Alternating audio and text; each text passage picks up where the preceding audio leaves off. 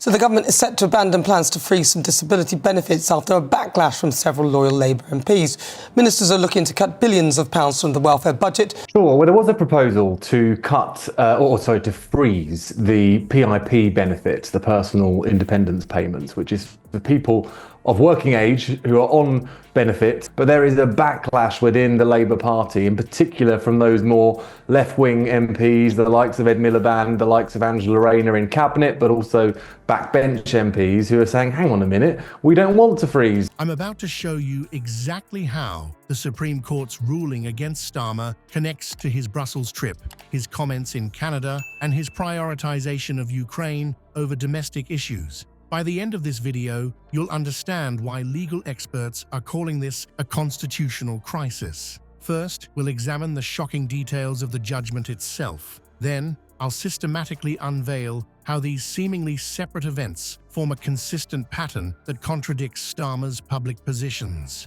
You'll see evidence that suggests the government may be legally undermining Brexit while publicly claiming to respect it, and why the Supreme Court's intervention matters to every citizen, regardless of political affiliation. Before we move on, I'd like to ask you a small favor. If you appreciate this content, please take a second to like this video and subscribe to the channel. Over 98% of you watch the videos without subscribing. It costs you nothing, but it makes a huge difference to us. So, did you click the subscribe button? Great, thank you so much. Now, back to the video.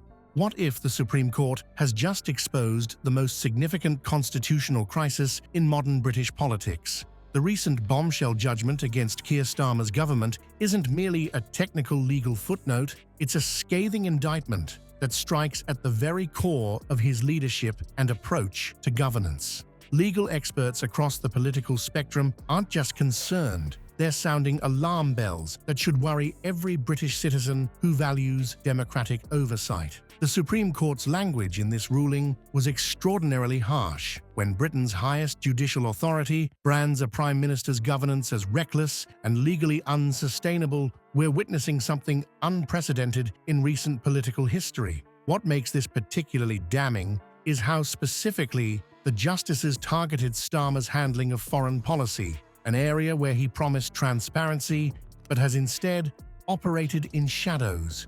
This isn't about minor procedural missteps. The court meticulously detailed how Starmer's government pursued security alliance negotiations with EU representatives while deliberately sidestepping proper impact assessments. Think about what that means. Crucial decisions potentially affecting millions of British jobs and billions in trade were made without basic due diligence or democratic oversight. The recklessness is breathtaking. Perhaps even more troubling is the court's discovery of military arrangements being pushed through without required legislative court processes. These deals bypassed essential oversight bodies, including the Office for Budget Responsibility, which exists precisely to prevent this kind of governmental overreach.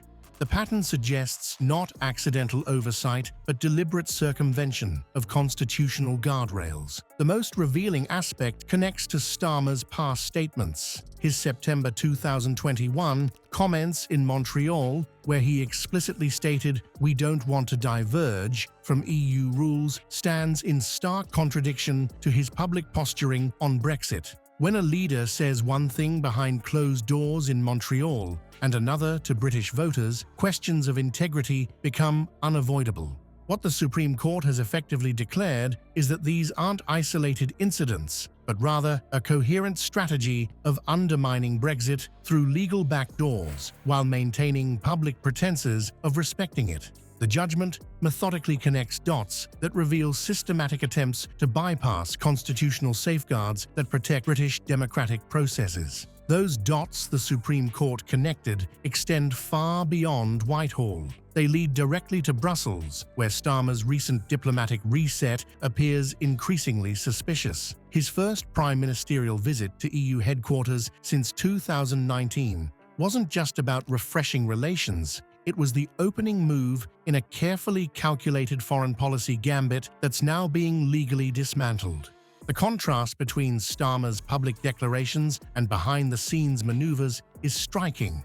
While standing before cameras in Brussels, he emphatically promised no return to freedom of movement, no return to the customs union, no return to the single market. Yet simultaneously, he was engaging in extensive discussions with European Commission President Ursula von der Leyen and European Council President Charles Michel about strengthening the UK's relationship with the EU and finding constructive ways to work together.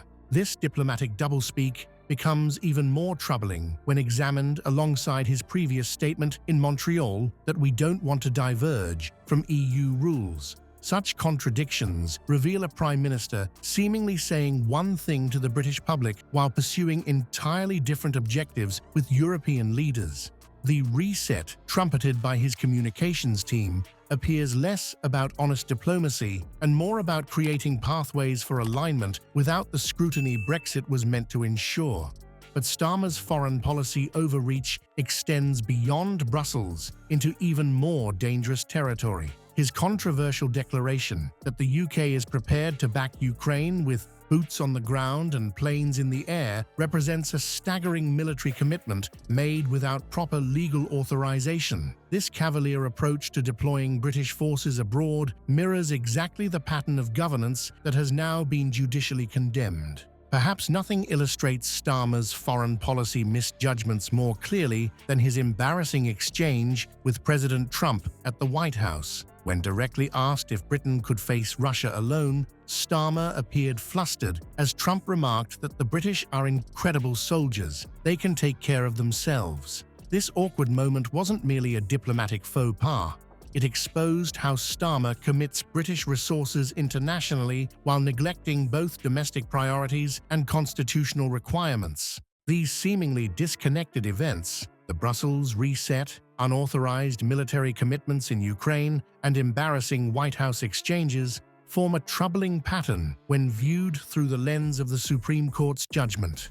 Each instance reveals a governing approach that prioritizes international relationships over domestic constitutional safeguards. What we're witnessing today isn't merely about Starmer's government.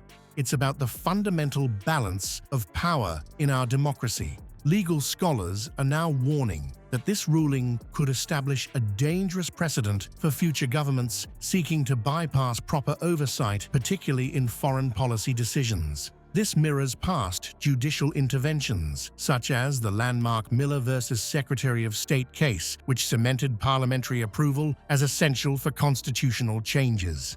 The real question facing Britain isn't about partisan politics or Brexit preferences. It's about whether we're willing to tolerate a system where elected officials can systematically circumvent the legal safeguards designed to protect our democracy. When governments operate in shadows rather than sunlight, accountability vanishes. The British public deserves to know precisely how decisions affecting our sovereignty, security, and economic future are being made.